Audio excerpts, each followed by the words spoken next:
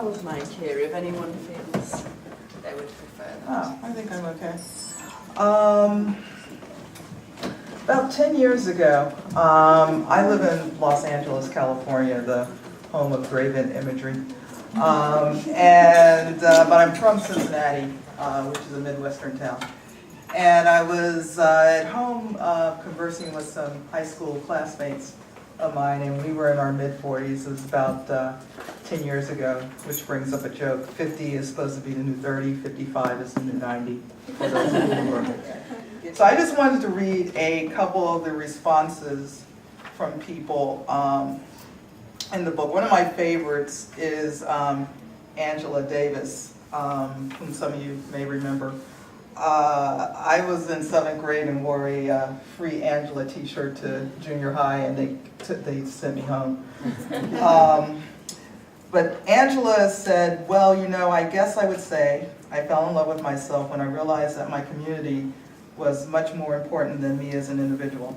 I've come to recognize the absolute importance of community and collective struggle, and nothing I have accomplished, nothing significant, has ever been simply the result of my own skills, my own aspirations. It's always been in the context of a larger community. How cool is that? Miki Giovanni, the poet, who's an old family friend. And where's Nikki? Here she is. Okay, Nikki says, I've always enjoyed me, but I guess you could say I really fell in love with myself when I realized I was smart. And if you know Nikki, that's so typical. That's so typical. Sachin Littlefeather, I don't know if you remember her. Back in 1982, she was the woman Marlon Brando sent to refuse his Oscar. And she's now a comedian. And she said, I found out I had a good sense of humor. I learned to laugh at myself. I was young, which was a long time ago because I'm having some senior moments. Indian people do have a great sense of humor. Unfortunately, the dominant society doesn't realize that, but we've been laughing at them for a long time.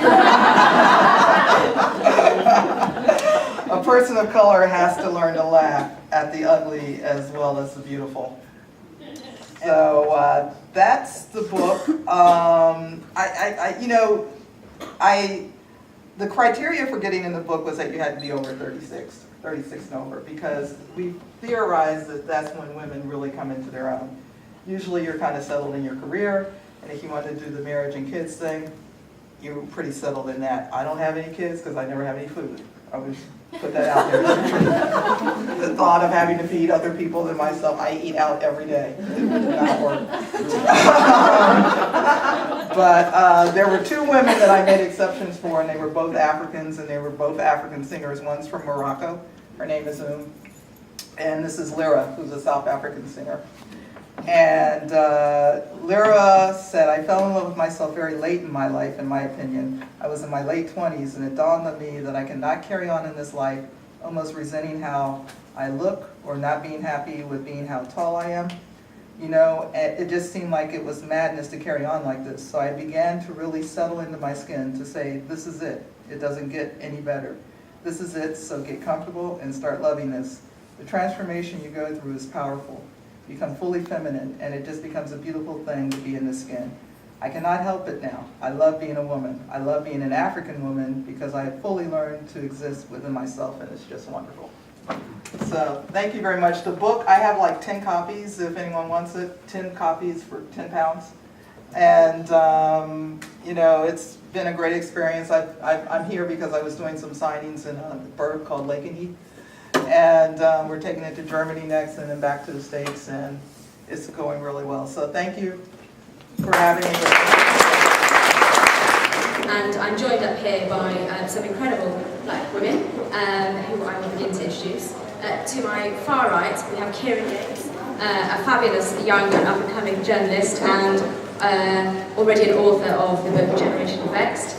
Next to Kieran, we have the incredible Angelique Kidjo, Grammy-nominated, Grammy Award-winning singer and incredible activist. If my voice is a bit croaky tonight, it's actually Angelique's fault because I was busy cheering and singing at her concert last night.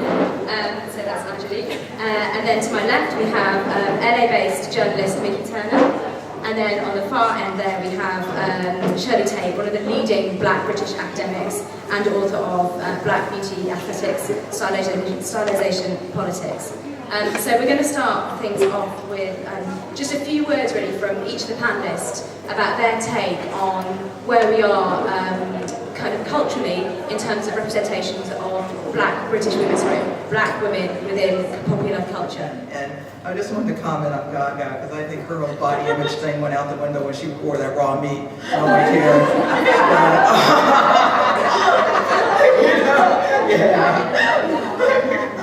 Yeah, I don't think anybody cared after that. Yeah, exactly.